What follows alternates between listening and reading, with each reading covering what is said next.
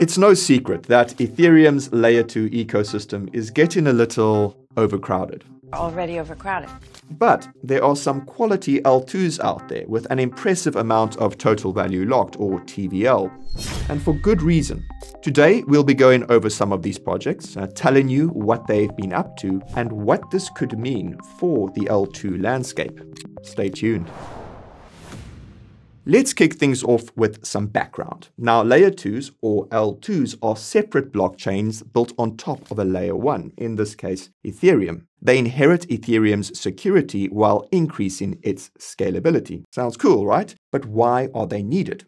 Well, despite Ethereum's strengths, it has its limitations, particularly transaction speed and fees. Now, if you've interacted with Ethereum's base chain, and I mean, who hasn't, you'll know it has quite a history of being expensive and slow. And that's because it was designed with security and decentralization in mind. The trade-off is that speed, aka scalability, takes a bit of a hit. Achieving all three of these features, security, decentralization, and scalability, is a theoretically impossible task. It's a challenge often referred to as the blockchain trilemma, and it was actually coined by Ethereum creator Vitalik Buterin himself. Layer 2 rollup solutions have been built on top of Ethereum to address the scalability aspect of this trilemma. Rollup solutions will literally roll up transactions into a bundle, process them off-chain, and then send them back to Ethereum as a single transaction. And this process allows for faster transactions at a fraction of the cost. And these Layer 2s got a whole lot faster and cheaper after Ethereum's recent Denkun upgrade, which you can of course learn about in the description. Now, there are several variants of rollup solutions out there, each with their own pros and cons. For reference, the most common are optimistic rollups and zero-knowledge rollups. Optimistic rollups are optimistic in the sense that they use a trust-based model to verify transactions. They have an optimistic presumption that the transactions being processed off-chain are legit.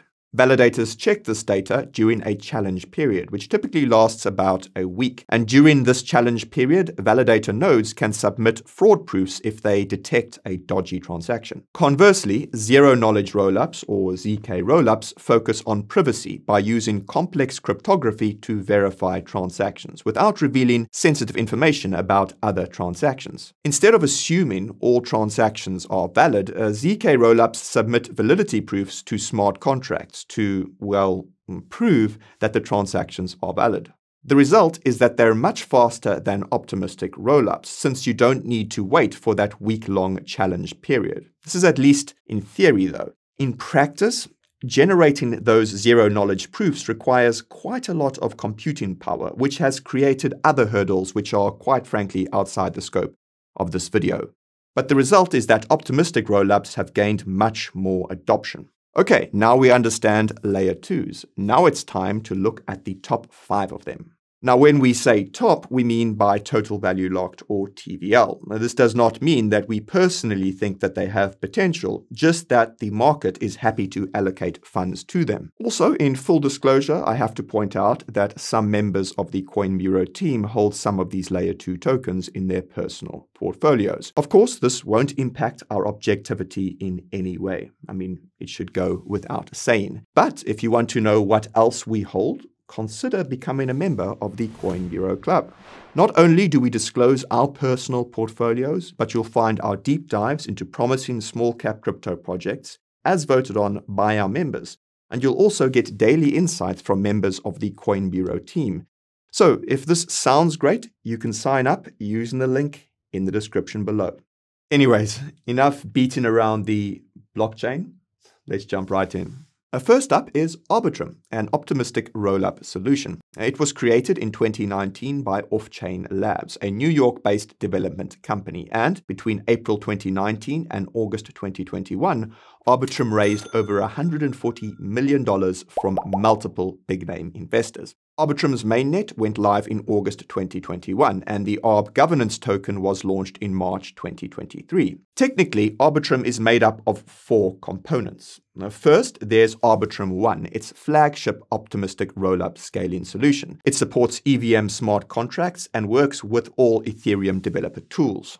A second, there's Arbitrum Nitro, a tech stack for developers to build orbit chains, which are essentially layer 3s. Third, there's Arbitrum Nova, an orbit chain that's faster than Arbitrum One, making it better for things like blockchain gaming and social media, though with some centralization trade-offs. As a fun fact, Reddit used Nova for its Moon token, which could once upon a time be earned on the r/cryptocurrency subreddit.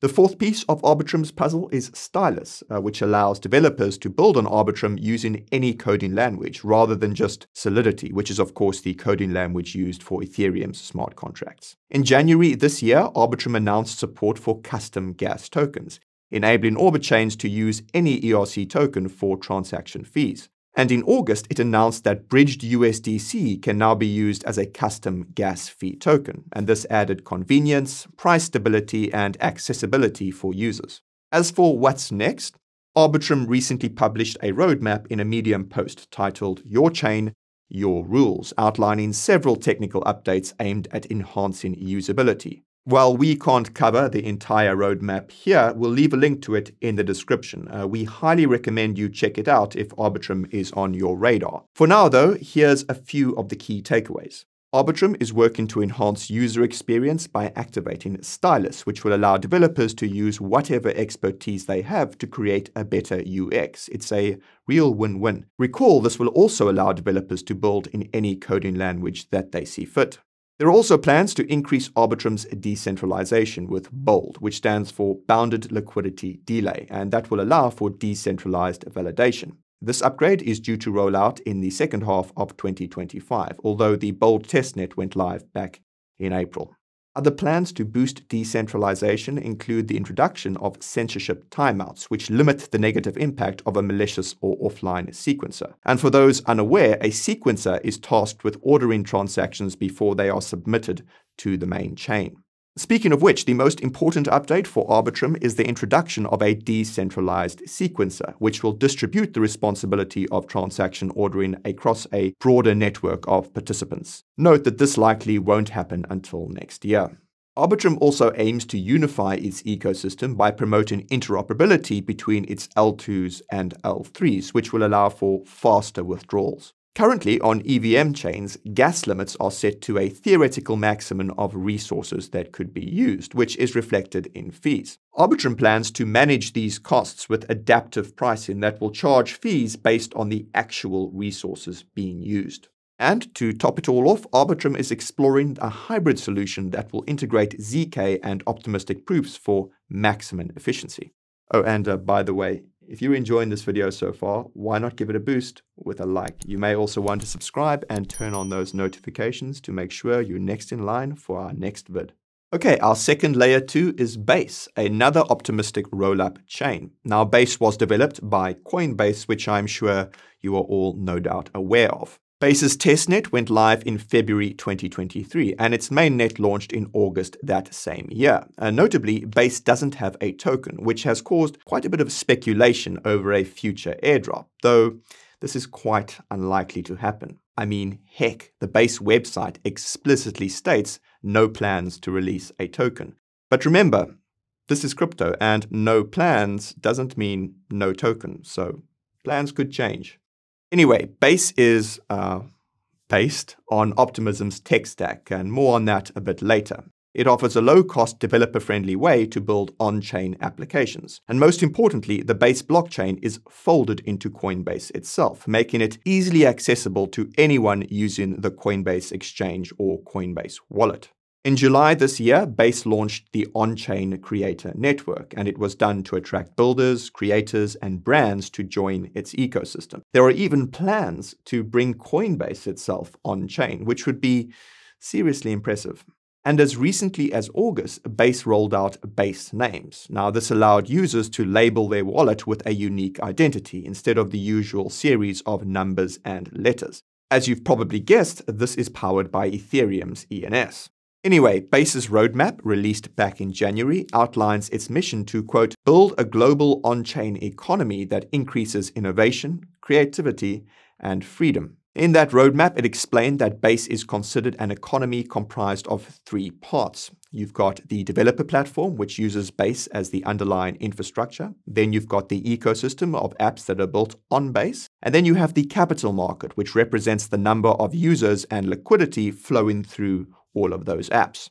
Key incentives include accelerating network decentralization while targeting 99.99% network availability. To do this, Base has partnered with Optimism to launch fault proofs, which went live on the Base Sepolia testnet in late July. They also plan to increase the redundancy of the Base sequencer setup, which is actually quite a big deal. If you watched our previous Base video, you'll know that like many other L2s, Base runs a single sequencer node, seemingly operated by Coinbase. Other plans include contributing towards the future of Ethereum's dank sharding roadmap and making smart contracts the default option, something they say will take quite a few years of work. Well, I mean, you've got to start somewhere, right?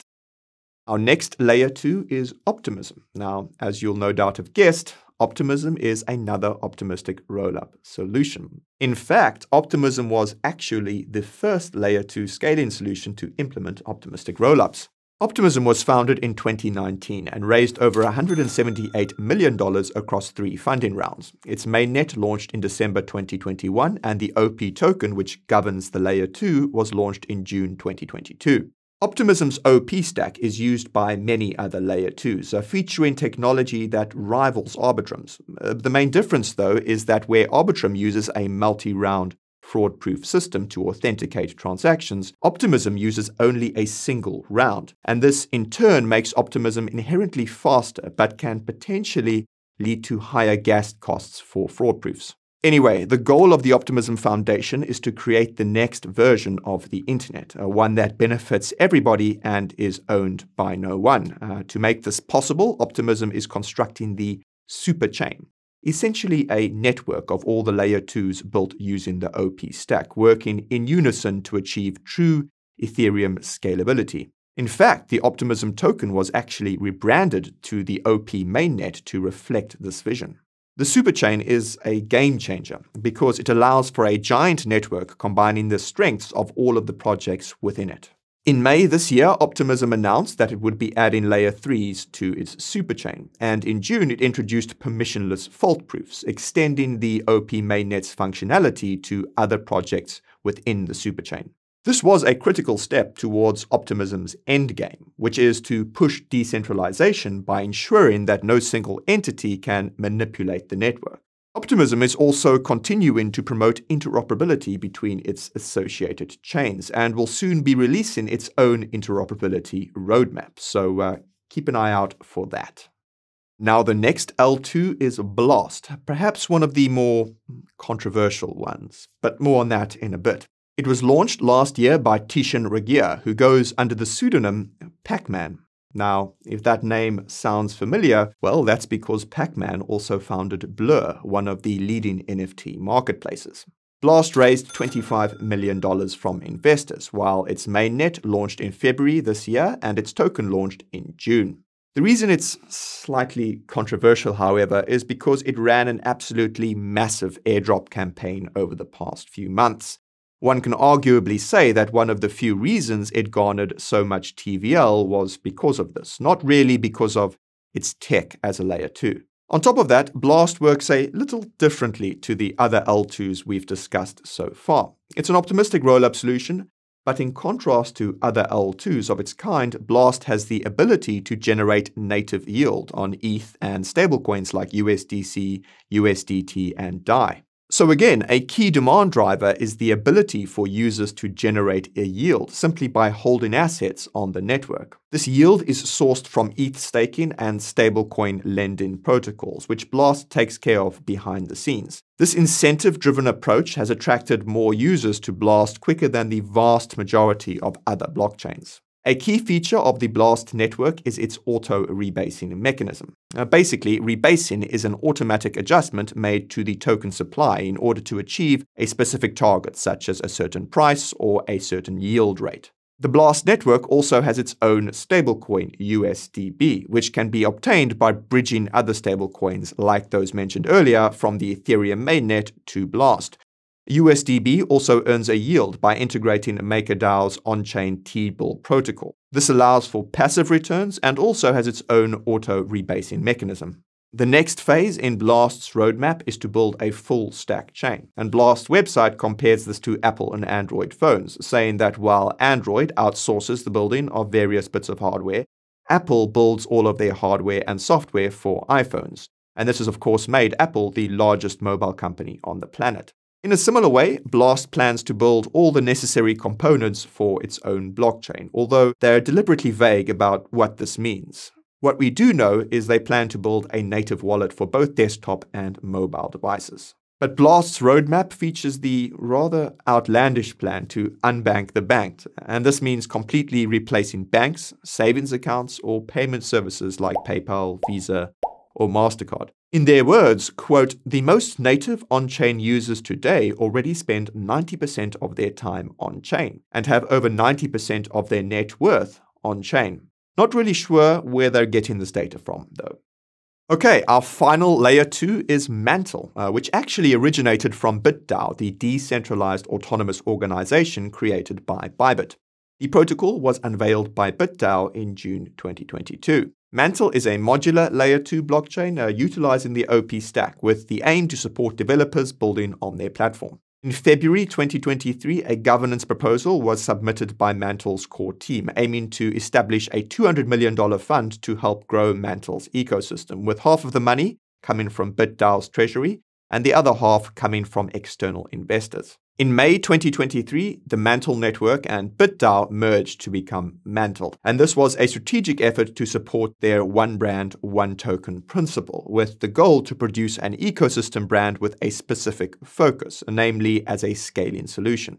The Mantle mainnet then launched in July 2023, providing developers with access to a rich ecosystem of dApps and tools. Similar to other Layer 2 solutions, Mantle integrates with the Ethereum virtual machine, or EVM, to offload transactions from the Layer 1. What sets Mantle apart is the modular architecture, especially Mantle DA, which combines optimistic rollups with EigenDA.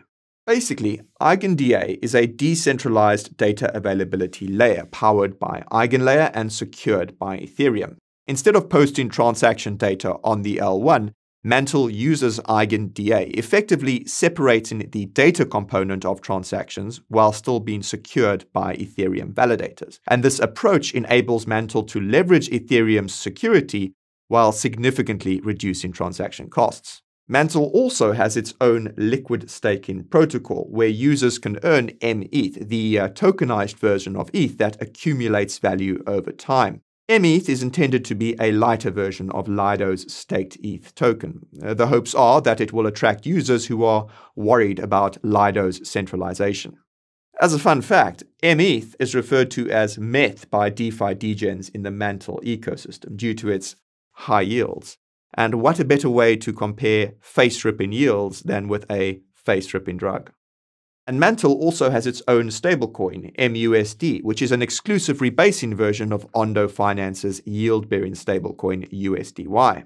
Mantle's most recent development took place in March 2024 when it completed the tectonic upgrade, and this introduced several critical improvements to its tech stack and altered the Mantle token's tokenomics. The upgrade also made MNT the native token on the Mantle network, rather than the bridged ERC20 version used previously. It also transitioned Mantle into an OP stack chain, making it part of Optimism's aforementioned superchain ecosystem. In its current form, Mantle is in version 2, and according to its roadmap, there are multiple updates that will be made to improve Mantle's efficiency. And these include improving the network's EVM compatibility, moving towards the use of decentralized sequences, improving the data availability of the network, and implementing a variety of fraud-proof models.